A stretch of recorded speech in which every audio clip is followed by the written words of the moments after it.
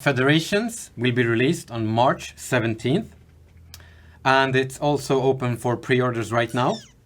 Yes. And I'm really looking forward. I think actually more people are really looking forward to seeing what you guys, the community, are going to do with this when you get your hands on it.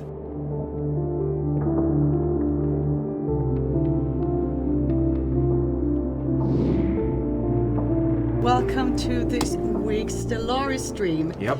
So, I'm AC, the community manager for Stellaris, and with me I have two guests. Yep. I'm Daniel, I'm the game director. I have Steven, the game designer. Federations. Yeah. It will focus on diplomacy. Why? That's a good question.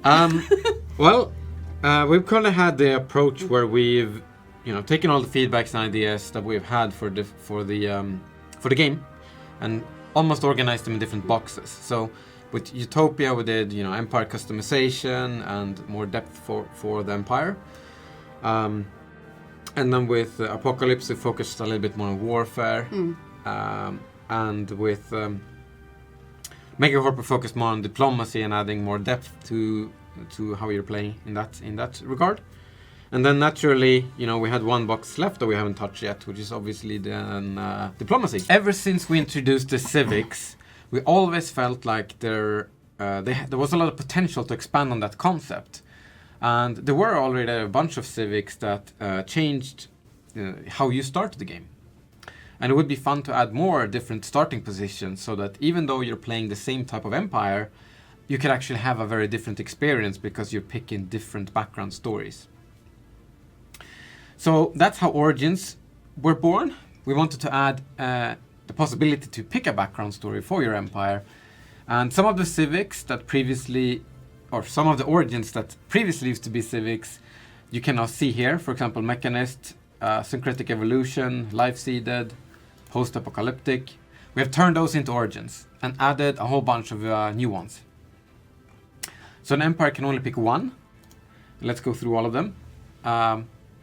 Prosperous Unification, this is the default one, because we want a default one that doesn't do anything extraordinary, but sort of, if you just want to play a regular empire with nothing weird going on, there should be a default. You can build your own sort of story around the Prosperous Unification, whether it was a unification through war or unification through peace and diplomacy. Yeah, exactly. That's up to you.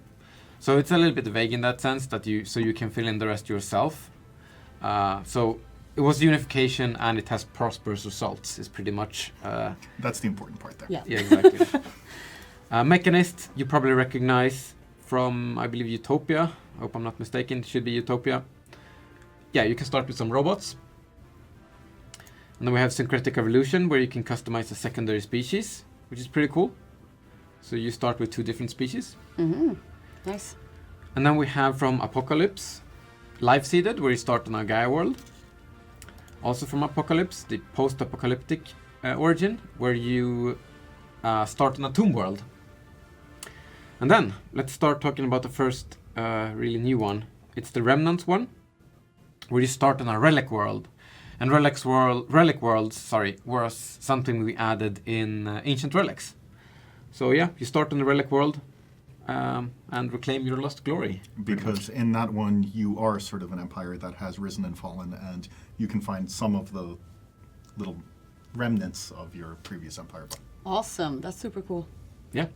Mm-hmm. And now to the big one, I guess. Shattered Ring. Your empire starts on a Shattered Ring world, where one of the sections is still habitable, where you can restore the other ones, I believe. Pretty cool. Start on a ring world. That's something I think people have been asking for a long time, so it's really fun to finally add that to the game. Yeah. Next up is Void Dwellers. You start on a habitat, or actually three different habitats. Above your, one of them is above your shattered former homeworld. Okay, nice. So your species has adapted to live in space, in the void. So they have specific bonuses related to living on habitats and suffer penalties if they live on regular planets. Pretty cool. Very different start. It's also a little bit more challenging because using habitats efficiently is probably a little bit more towards the experienced side of the game. But yeah, it's fun, challenging. Next up is the Scion origin, Ooh, where you start as the vassal of a fallen empire, basically. so cool. Yeah, this one's fun because you get a CB in order to bring other empires into the fold and turn them into minions of your master as well. Yep. It's going to be really fun to see how you guys react to this when it's all released in a while. Yeah, next up, Galactic Doorstep. You basically start with a dormant gateway in your home system, and there's a chain to sort of reactivate it. So it's not that super special, but it's at least it's a different take on a more default origin if you want to have one. It's pretty strong in multiplayer probably if you're playing more competitively, but yeah, the game is not balanced around it, but there's an option to play it, to use it. Yeah.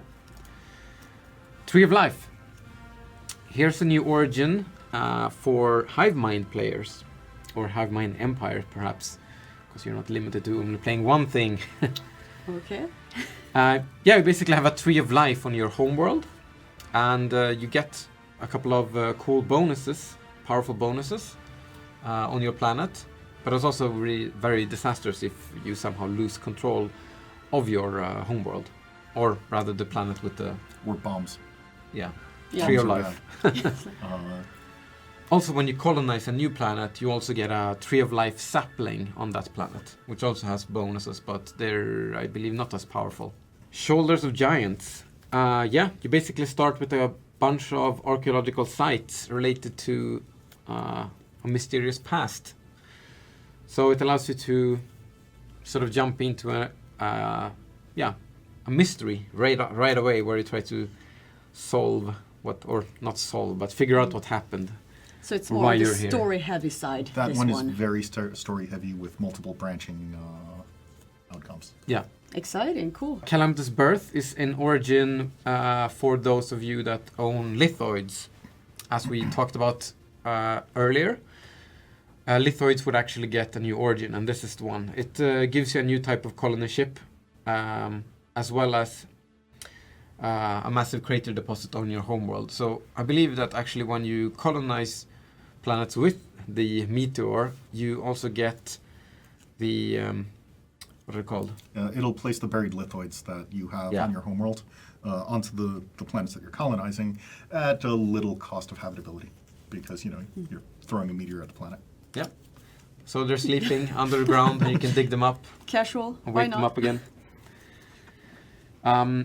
Next, resource consolidation, which basically you start with the machine world.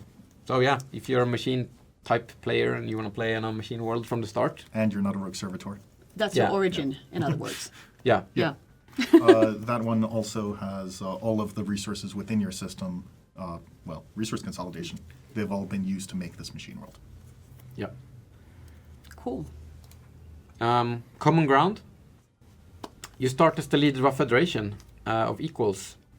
So basically, I think we have shown that. Yeah, we have shown screenshots of that. You can see in previous dev diaries and perhaps on our social media channels as well. How it looks. You basically start with where your two neighboring habitable worlds are inhabited by your Federation allies.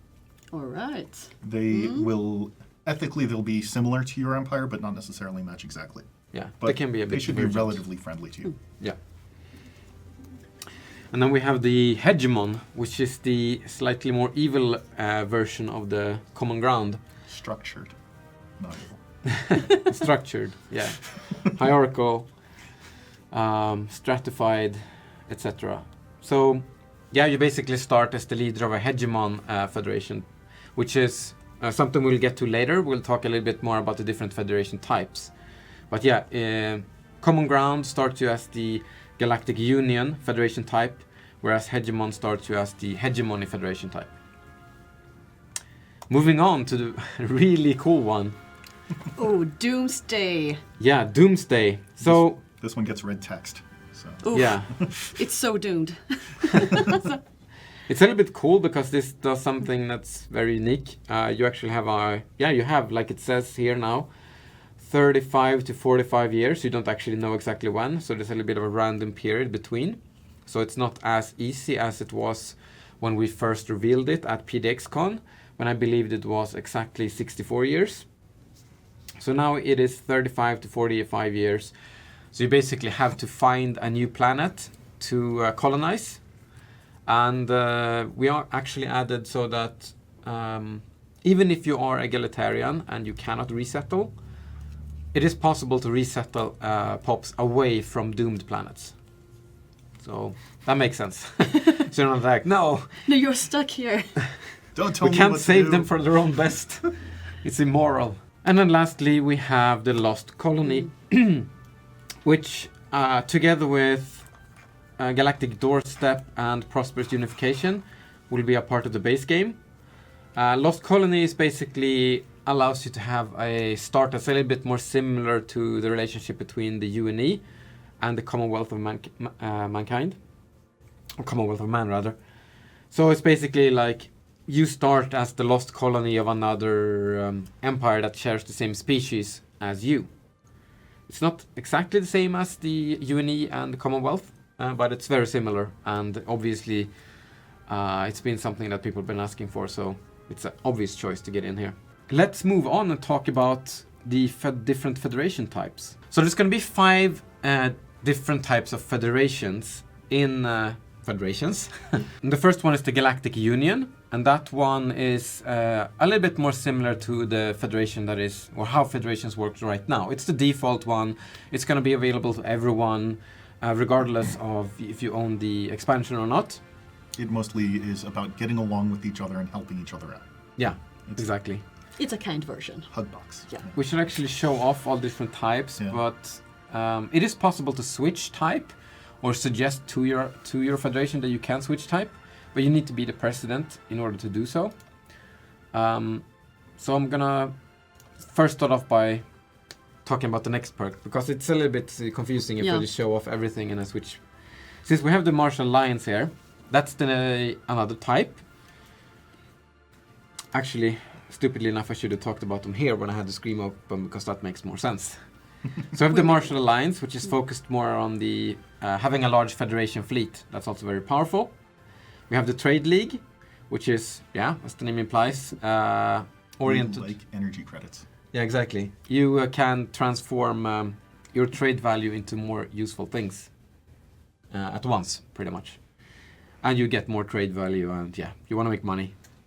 Research Cooperative, you have automatic and shared research agreements with all your federation members, which is very useful.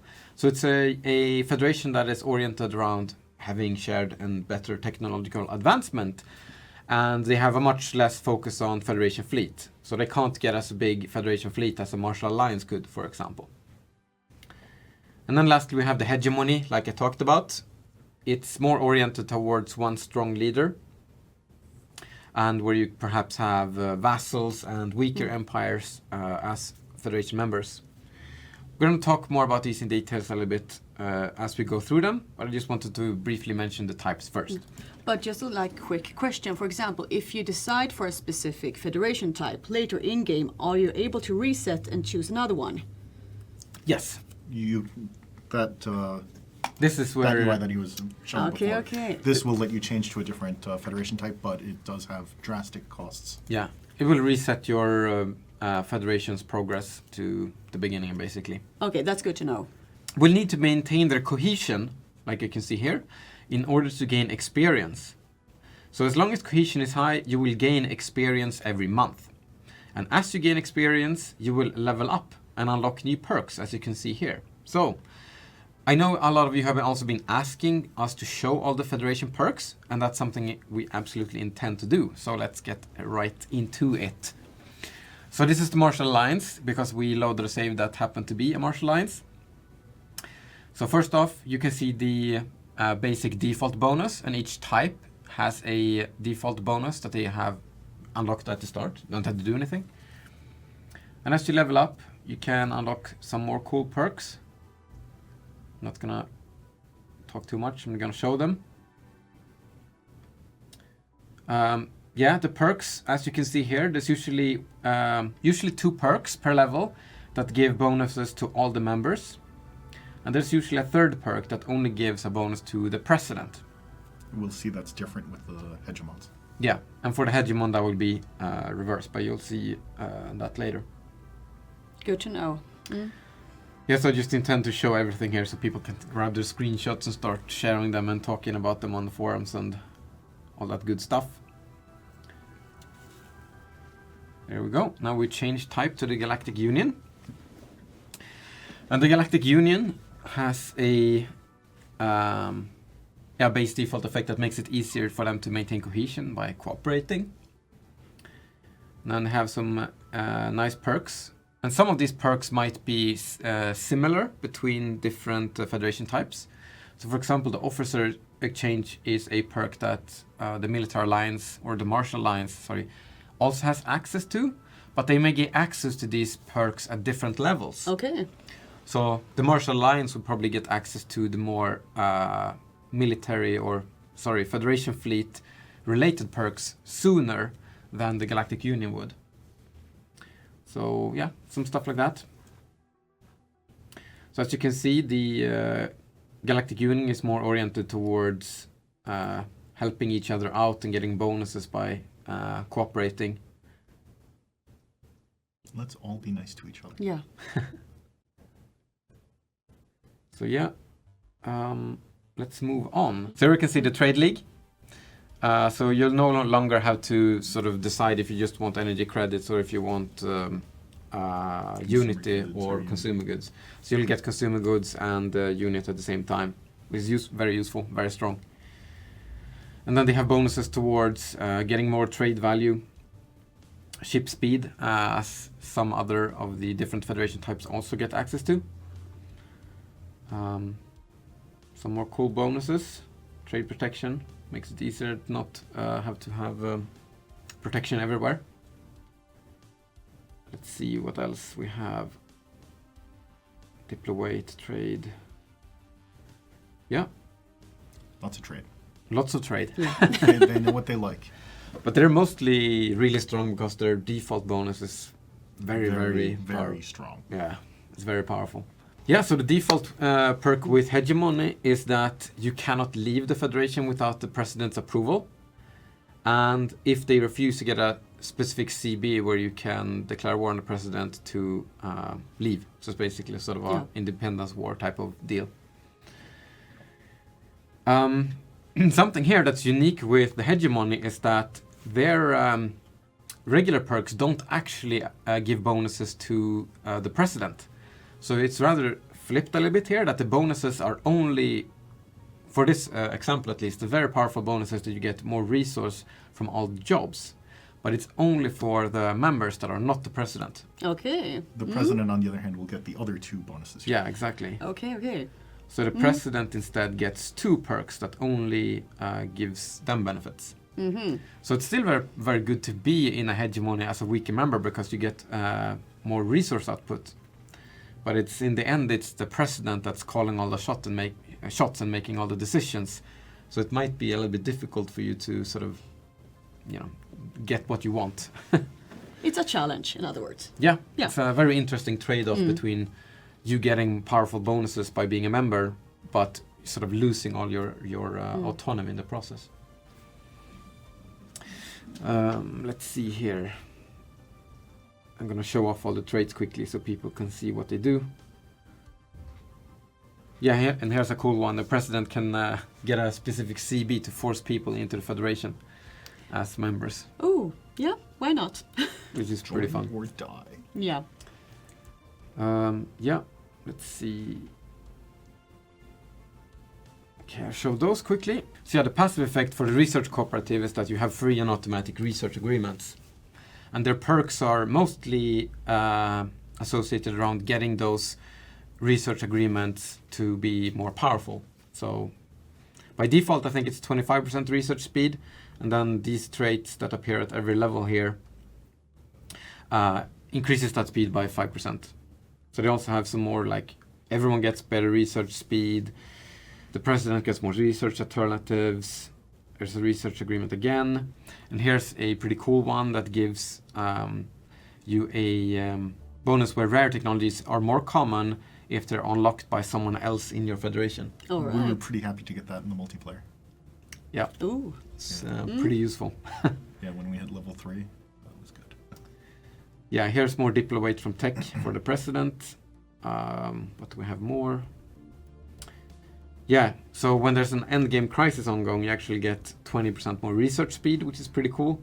So they get, you know, oh, there's a crisis going on. We need to research more things to build more technologically advanced chips or cooler things. And we absolutely shouldn't be using different means to sabotage the fight, so it goes on longer.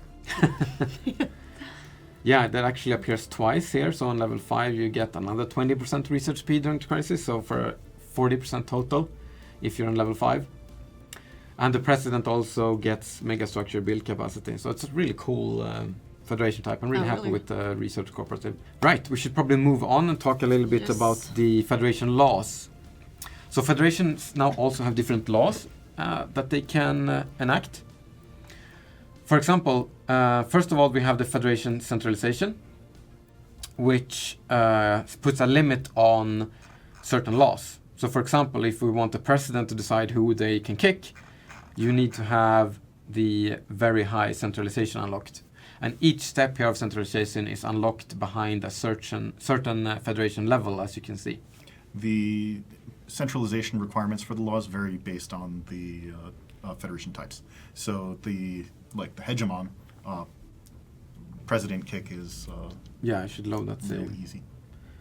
Load the hegemon one here, and we can see that the like it says, the hegemon one will be able to have different laws accessible earlier than, for example, the Research Cooperative or the Galactic Union, or actually all the other ones, I think. So for example, we have the secession type, strongest, which is available for the hegemon type immediately. So when you have it set to strongest, you can decide which category you should determine who the strongest is in, whether it be economy, diplomatic weight, technology, or fleets. So for example, a research cooperative, you might want to set it to strongest and then technology. So whoever has researched the most technology will be the president, which is pretty cool. Or you can have a fight to the death with a challenge. Yeah, why not? Yeah, there's also a challenge type. I should actually try to set it to that. We try that with another save later. There was something I wanted to mention, because there were some people asking what the difference is between the what's free in the update and what will be unlocked by if you have the expansion. So for the expansion, you will have the challenge type and all the different types of challenges, and the secession power, I think, for technology and fleets are in the expansion, whereas economy and diplomatic weight are in the base game. For secession term, all of them are in the base game. And then some of these laws, I can't remember exactly which, but if you have the expansion, you'll get lots of more customization. Whereas if you don't, then the Federation will mimic the behavior more similar to how it is currently working in live, but with more customization and, you know, all the perks and ability to level up and all that stuff. So when you put it to challenge as the secession type, you can then determine, for example, how long it should be. But then also, like, how do we determine which type of challenge we have?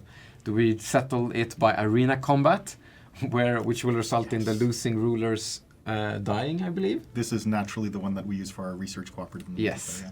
Okay. In the multiplayer, I think, was it? We had it as thesis defense originally, and then you switched over to arena. So we were in the same research cooperative, and it was in this month. It was just in Monday. Yeah, this right? Monday. This Monday, and I was like, because there was someone else was president, and then I thought, this is lame. Yeah, I won 3 times in a row. We obviously, because we had to set it to, I believe, the thesis defense, and I had my hyper-intelligent space foxes total, Yeah, so thesis is basically a little bit similar like the arena combat, but it looks like if you're intelligent and you have those types of traits. And I was like, this is lame. We're going to have arena combat settle who's the president of this research cooperative. And everyone agreed, obviously, because this is an excellent idea. Well, yeah, because it's an excellent idea. Yeah. And then, we settled it by Mortal Kombat instead. But sadly, I think my rulers died like 3 times in a row anyway, so... Yeah. Yeah, and then we have the psionic battle, which is Yeah, it's pretty similar to like. No, it's not similar to arena combat actually. No, this one is based on the your population, like Yeah. how many pops you have with psionic pop. So how much like psionic Things like energy your empire can muster from all its pops that are psionic, basically. So latent psionics will have a slight bonus, I believe, but if you're properly, fully psionically developed, then you'll have a much stronger bonus. Also, I believe if you have the Chosen in your empire, you also have a much higher chance Yeah, of I believe succeeding. so. Actually, And they can actually also spend believe. zero to increase their chances. Ah. Yeah, I actually believe that the Chosen actually has a significant Chosen bonus in one. arena combat as well. May have them in all of them Yeah. I'm pretty sure. And then last we have the golden Except rule. for this one. Yeah, The golden is rule, okay. it's basically like a bidding war. So It's like- you basically just bid money like, oh, 1,000 energy, I'm gonna be the president. You go 2,000, 3,000, 3,000. and then 4,000, 5,000. 6,000. And then when I go like, you know, I don't know how Flip much, the table and just a million energy credits. Make And it then you more. all like are quiet for a period of time, then I'll become the president.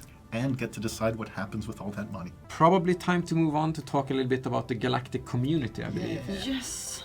So once most of the galaxy has discovered each other, they will have the opportunity to form a galactic community where they can send their diplomats to come together and talk about important things like, let's see, like buzzword standardization and minor research sanctions and many other things when there's important things like crises going on.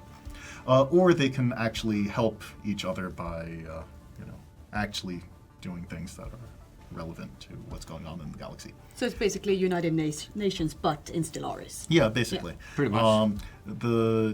Anyone that's in the galactic community can choose to propose one resolution. They are in a number of chains, as he's shown Yeah. here, that start off fairly reasonable, usually, and then very often go off the deep end into not terribly reasonable anymore.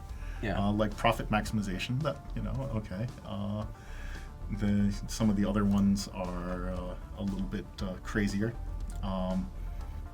Yeah, so they're also very like contentious. So if you're playing, for example, a empire that has a very strong economy, this is a pretty good line to go towards because it makes you more influential in the galactic community. Yes, all of the resolution lines have significant effects on diplomatic weight, how that calculation is handled.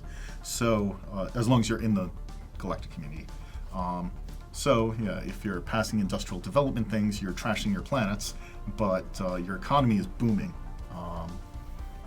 Yeah. On the other hand, perhaps you would want to support the greater good, which, you care about people. So egalitarians and rogue servitors tend to like this line. It starts off with the Charter of Workers' Rights and, a couple of things that start off banning a couple things like, basic subsistence and stratified economy and livestock slavery and some things like that. Yeah. Or how about all slavery and, no, decent conditions and academic privilege aren't good enough. Or ending with the universal prosperity mandate where all living standards other than shared burdens, utopian abundance, and chemical bliss or mandatory pampering are banned. Yep. Yep. And Maybe we should talk a little bit about what happens if you're in breach. oh, if you're in breach of galactic law, nothing happens. At least not initially, because you get a strongly worded letter and an alert on the top of your screen. But depending on what resolutions have been passed, there may be consequences. There are sanctions that can be applied to anyone that's in breach of galactic law or has been denounced. There's different resolutions that allow for denouncing empires. Yeah. So you're in breach when you're either not fulfilling the requirements of a resolution, or if you have been denounced. Essentially. And that's when the sanctions will start affecting you. Things like, some minor research sanctions that slow down your research speed because there's inspectors coming in to take a look at all your science, and no one's allowed to help you with these sorts of things. Let's see, administrative sanctions that affect your administrative capacity and that one? diplomatic weight. You just mouse over that one. Oh, right, I did. We've got the commerce ones up top that increase the market fee. And there's another one. Military sanctions, which affect your naval capacity. Oh. Yeah. Yeah. naval capacity. All of these also affect the diplomatic weight from the associated thing. Yeah. So you can basically make like life easier or harder for other empires, depending on. Yeah. Or if the militarists take over and start passing the mutual defense line, which of course, it's named mutual defense because, you're not going to vote against the Military Readiness Act, are you? They may pass the ability to punish people for being in breach of galactic law, or if you let them go all the way to the renegade containment doctrine, they can declare a preemptive war against empires that are clearly planning something because their refusal to be part of the galactic community is clearly an indicator of ill intent. Yeah. So there's really interesting ways for you to sort of screw with other empires without necessarily declaring war on them. Yeah, indirect things. It's been fun doing things like passing those greater good resolutions in the multiplayer games, especially. Yeah, the greater good ones can really make it expensive for an empire to sort of maintain that if they're not focused on having high living standards. And I think you can also, where's the robot one, which can also Unchained Knowledge is a fun one. This is science at all costs. This one can have things like require people to use the highest level leader enhancement that they possess because,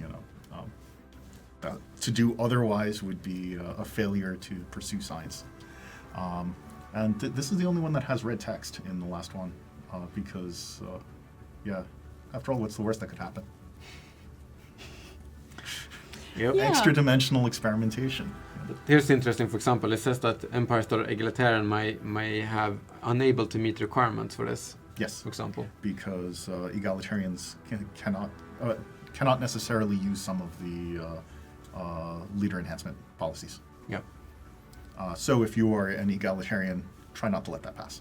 And for example, here we can when artificial intelligence outlaw and passive studies are banned, which means that spiritualist empires will not have a good time because they will be basically all the time in breach with galactic law if you pass Astral Studies Network. Yeah. Ouch. Mm. So as you can see, there's lots of funny ways to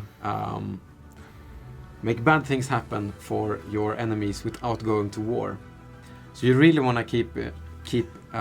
There's some nicer ways about going about this. Like the ecological protection line is all about protecting the environment and preventing people from doing things like mining and producing alloys and things like that, which could be another way, sort of a tool to use sort of the soft diplomacy to mess with some of your more militaristic neighbors. So when a resolution goes to the floor, empires use their diplomatic weight to either support or oppose it, and when the timer ends, it is either passed or fails. Yeah, and when you propose something in the queue here, you can notice that everything is organized by this number here, which is the total amount of empires that are supporting it with their diplomatic weight. So that's how diplomatic weight works, is that if we take something like this, for example, and we decided we're going to oppose this, it's probably going to move up or down. Yeah, it dropped down. Mm. So if we support it, it means that we throw our diplomatic weight in with it, and it's going to be voted on sooner. Because when this when the resolution that's currently in session, as we can see here, when that one is has passed or failed, there will be an intermediate amount of time. The Senate goes into recess for some time, during which the jockeying for in the proposal queue continues, and then when the recess ends or an emergency measure is declared, then something moves to the floor. Yeah, and the something is always the thing that's on the top of this list. Will then move into being the next thing voted on. Unless it's an emergency measure, because then you can, if you're a council member, you can emergency measure something from the bottom, right? Yes. As we can see here, the cool mega shipyard. Look at that. Spinning around, doing something here in the middle. So if you've ever lost your entire fleet and you need a new one, Here's the this thing. is where to go. Yeah. So it gives a very significant amount of ship build speed to all your shipyards, I believe. Let's look at the shipyard here. Yes. Yes. Holy. So you get 100% ship build speed on all your shipyards. But it also has 20 shipyards itself. So you can really just Pump out spam. ships. Oh, damn. Maybe not corvettes, but you could build you know, It's like, shh. 20 27 battleships, days. 20 battleships at once, and it only take 200 days to get 20 of them out. So that's pretty good. Yeah. So that's 20 days per battleship, pretty much, if you average it out. So yeah, the mega shipyard is really cool. I think you build it in, excluding the construction site, it has 3 stages. 3 stages. Yeah. And then to the coolest thing of them all. Oh my god, I'm so hyped. I I'm so believe hyped. it's here. This is great. This is my favorite.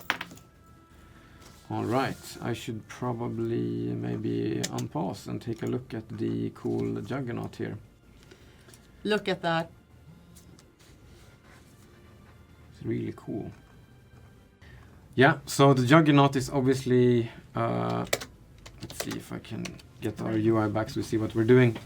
Yeah, it's as much a colossal warship as it is a starbase that can move.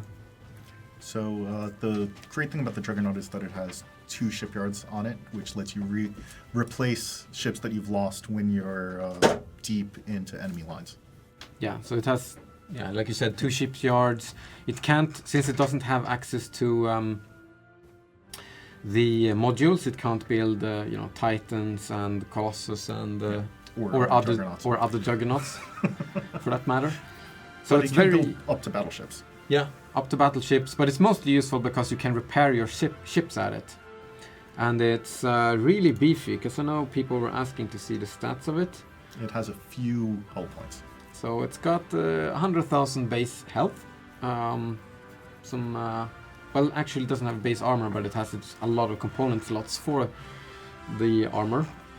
So it's really beefy, it's really slow, but it's a really good forward base of operations, because as soon as you need to reinforce your fleets or repair anything like that, you can do it at the Juggernaut instead of having to retreat to one of your star bases. So even if you get cut off somewhere, you can still repair at the Juggernaut, which is super useful. And I mean, honestly, who's not going to be scared to an extreme degree when you send something like this into their systems, especially like one ship that's like very, very big and very, very cool.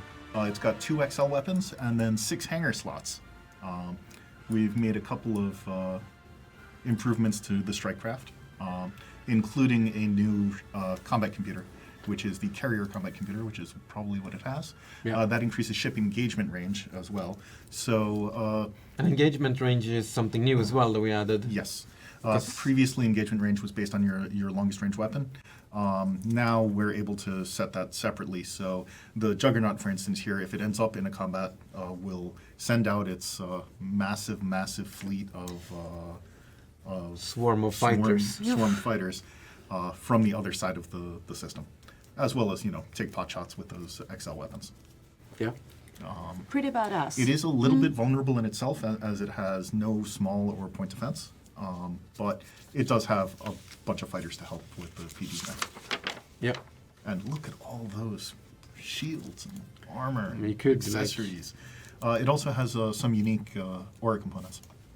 All right. Yeah, we should talk a little bit about those. Yeah, so it has some unique aura components, which is pretty cool. The rework. Can the Galactic Council pass a resolution to ignore and deny the in-game crisis? Funny thing, the empires of the galactic community are likely to dismiss the claims of these, horrific stories because, they're just so unbelievable until it becomes obvious that it is actually a threat. We've got a lot of AI weights and things like that behind the scenes on that, and if a crisis is not near them or near one of their allies, they are significantly less likely to want to deal with it unless it's starting to get out of control. Yeah, because it checks like how much they've conquered and how big they are or something How like that. successful the crisis has been.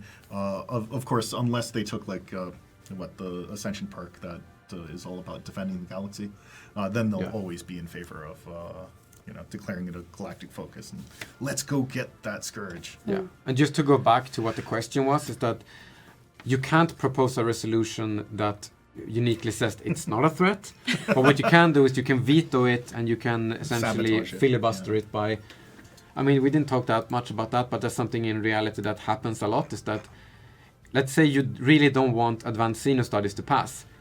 You will propose something that's very easy to get passed, to filibuster it by moving sort of useless resolutions to the top.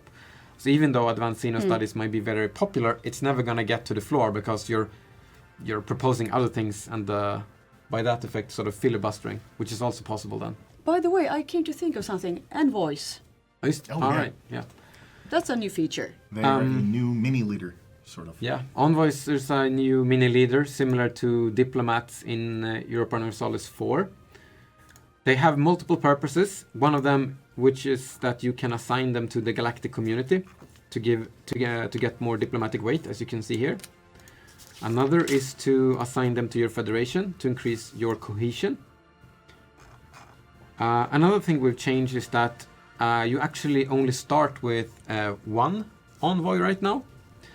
But if you're a xenophile, you will get 1 or 2 more. There's also buildings you can research and build to get more. There are civics, like we showed. The Foreign Federation tradition now also gives a... and the tradition for Federation also gives 1 envoy. Because that way, if you're already in a Federation, it's useful to take. Yeah. So yeah, and they are also needed for some diplomatic actions that are also new. Like, for example, let's take some empire here. If you want to improve or harm relations, those also require envoys to do. Many diplomatic actions now require a certain opinion level between the two empires to even try to pursue.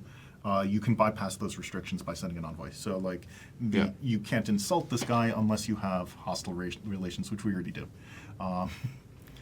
But there's probably someone here that's... Someone that you're less angry at. Someone is perhaps. really pissed off their neighbors here in this save game.